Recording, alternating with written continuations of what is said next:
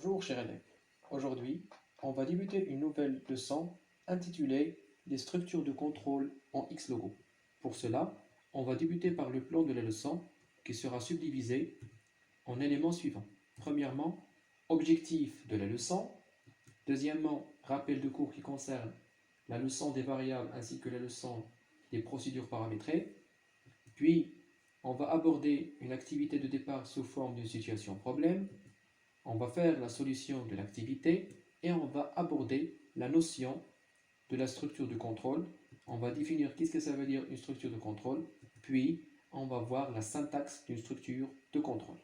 Alors on commence maintenant par les objectifs de la leçon.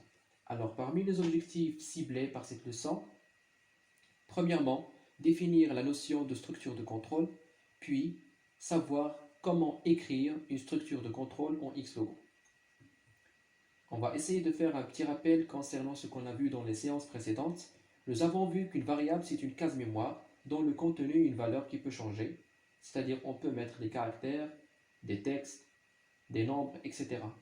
L'affectation, c'est une opération qui consiste à associer, à contribuer une valeur à un nom de variable.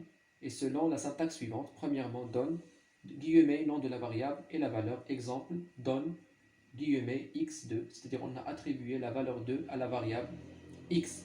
Alors pour afficher le contenu d'une variable, on utilise la primitive écrit ou bien tout simplement EC. Alors exemple EC2.x, il faut toujours mettre deux points pour nommer la variable. Alors une procédure avec une entrée est nommée procédure paramétrée. Toujours une procédure qui contient une variable ou bien des variables, on va la nommer procédure paramétrée.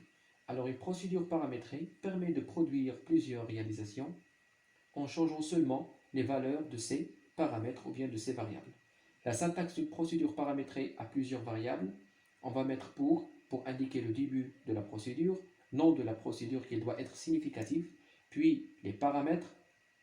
N'oubliez pas de mettre deux points car ils sont des variables. Nous avons le bloc d'instruction et finalement nous avons fin pour indiquer la fin de la procédure. Alors on va procéder maintenant à l'activité de départ. Alors l'activité ici, c'est utiliser les variables pour écrire une procédure qui permet de déterminer si un nombre saisi au clavier est positif ou bien négatif. Alors exemple ici, l'ordinateur va demander à l'utilisateur de taper la valeur de A. Par exemple, l'utilisateur va entrer -3 et il va lui afficher automatiquement un nombre négatif. Dans le deuxième cas, l'ordinateur va demander à l'utilisateur de taper la valeur de A. Il va par exemple, l'utilisateur va écrire 5. Il va afficher l'ordinateur ou bien le programme nombre positif. Alors maintenant, on va essayer de faire une analyse du programme. Alors pour réaliser le programme demandé, on procède comme suit. Si le nombre saisi est inférieur strictement à 0, alors le programme va afficher le message suivant, négatif.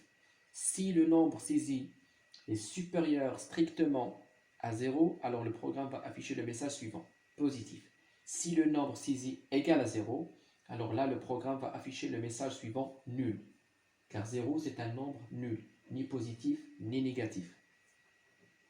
Alors, bon à savoir, pour faire des tests, des conditions en Xlogo, on utilise une primitive spécifique nommée si, qu'on a déjà vu par exemple dans le module d'Excel. La syntaxe de la primitive si est comme suit. On va mettre si, la condition, bloc d'instruction, stop.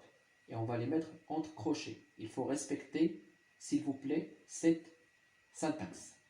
Alors pourquoi on va utiliser l'instruction stop? Alors l'instruction stop permet d'arrêter l'exécution de l'instruction si elle est vraie. C'est-à-dire si l'instruction est vraie, alors stop va arrêter pour afficher le résultat. Sinon, il va procéder à l'instruction suivante. Alors voilà le programme final ici. On va mettre pour test deux points nombre, c'est-à-dire la variable ici c'est nombre, le nom de la procédure c'est test. Si notre variable, le contenu de la variable est inférieur strictement à 0, alors il va m'afficher le nombre est négatif, il va mettre stop. D'accord? Sinon, il va voir si le nombre est égal à 0, il va m'afficher le nombre est nul. Sinon, il va m'afficher le nombre est positif. l'explication de cette procédure tout simplement. Cette procédure permet de tester la valeur affectée au paramètre nombre, si elle est négative ou positive ou bien nulle. Si cette valeur est négative, le programme affiche le mot négatif, puis il s'arrête à cause de la commande stop. Sinon, le programme va afficher le message positif. D'accord? Alors, une petite définition de cette notion. La structure de contrôle, il permet de mettre en condition l'évaluation d'un programme, procédure, c'est-à-dire de réaliser un traitement en fonction d'une fonction. La syntaxe est comme suit: si, condition, bloc d'instruction, et on va mettre stop pour arrêter l'instruction si elle est vraie.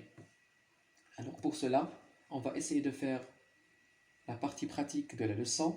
Je vais ouvrir mon programme Xlogo là, et je vais cliquer sur l'éditeur. Voilà. Alors là, j'ai écrit mon programme ici pour test de point nombre. Si le nombre est inférieur à 0, il va m'afficher négatif. Si il est égal à 0, nul.